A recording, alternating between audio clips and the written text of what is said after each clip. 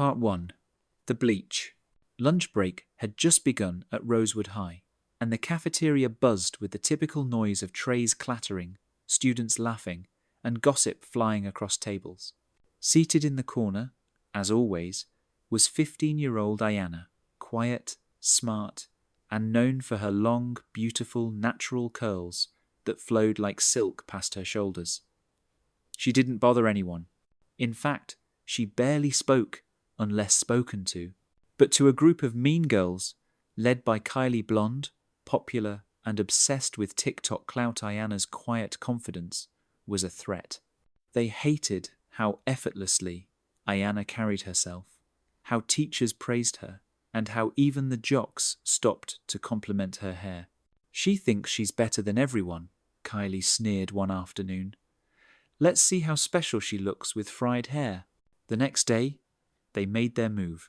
Ayanna had just opened her lunch when Kylie and her two sidekicks approached. Fake smiles, poisoned words. "Hey Ayanna, what's up with your hair today? It's so fluffy." Before Ayanna could respond, Kylie pulled out a bottle from her designer bag and with zero hesitation poured it over Ayanna's head. The strong chemical stench hit the room instantly. Gasps echoed. Screams followed. Ayanna froze as burning bleach soaked into her scalp, her beautiful curls hissing as they began to melt away. Then she started crying, not from pain, but from humiliation. The principal rushed in. Phones were out.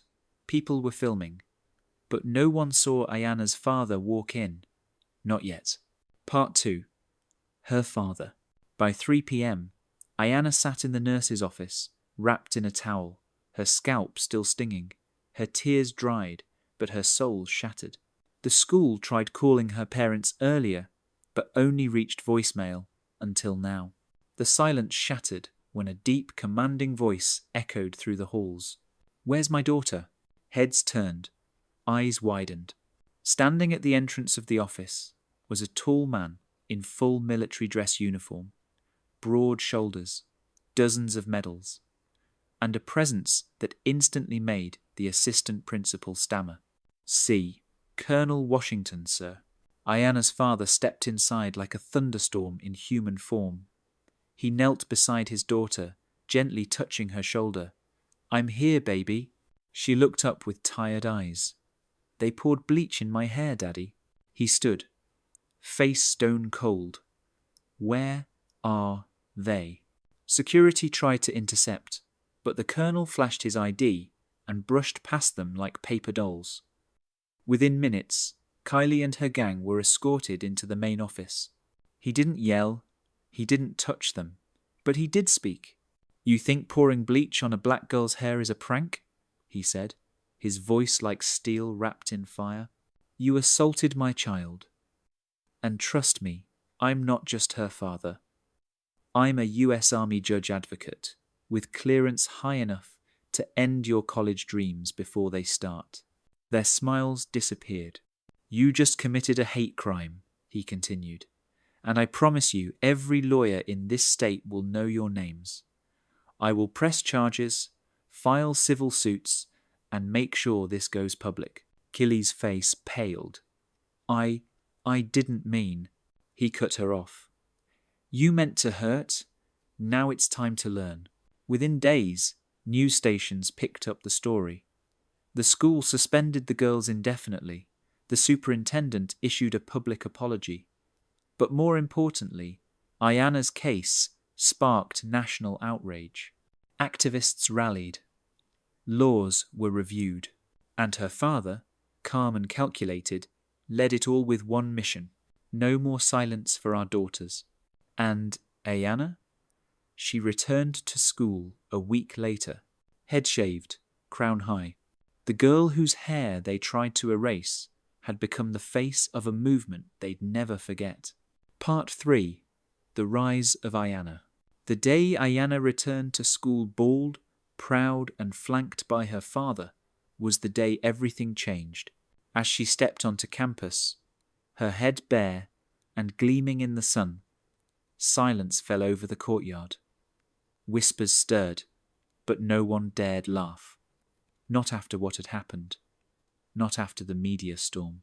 Not after the world had seen the footage of Bleach pouring down her face like acid rain, and her father standing tall, demanding justice like a general on the battlefield. She didn't hide her scars. She didn't hide her pain. She wore it like armor. The school tried to pretend like everything was back to normal. Guidance counselors offered half-hearted apologies, teachers tiptoed around her, and students stared like she was some sort of exhibit. But Ayana wasn't the same girl who used to shrink in the corner of the cafeteria. She walked straight to her locker, opened it, and pulled out a thick notebook. Not for class, but for something more important. That day, during lunch, instead of eating in silence, Ayana stood on a bench in the courtyard. At first, no one paid attention. But then she spoke. "My name is Ayana Washington, and I'm not a victim, I'm a voice." Phones came out. Crowds formed. You all saw what they did to me. Some of you filmed it. Some of you laughed. Some of you looked away. But I'm not here to cry. I'm here to speak. She held up a printed screenshot Kylie's smug face mid-paw, frozen forever. This girl thought destroying my hair would destroy my confidence. She thought my worth lived in my curls. But the truth is, she couldn't bleach who I am. Murmurs rippled. A few students clapped. Then more. "Starting today," Ayana continued, "I'm founding Project Crown, a campaign for justice, empowerment, and awareness. No more silence. No more hallway hate. And if you've ever been mocked for your hair, your skin, your faith, your voice, I want to hear from you. This school needs to change, and we're going to change it." By the time she stepped down, nearly half the courtyard was cheering. That night, the video went viral. Project Crown began trending worldwide. News anchors praised her courage. Celebrities reposted her speech. An NFL player messaged her, "You are what bravery looks like." Even Congresswoman Sheila Parks, known for her work on racial justice, tweeted, "Ayana Washington is the face of a generation that refuses to be silenced.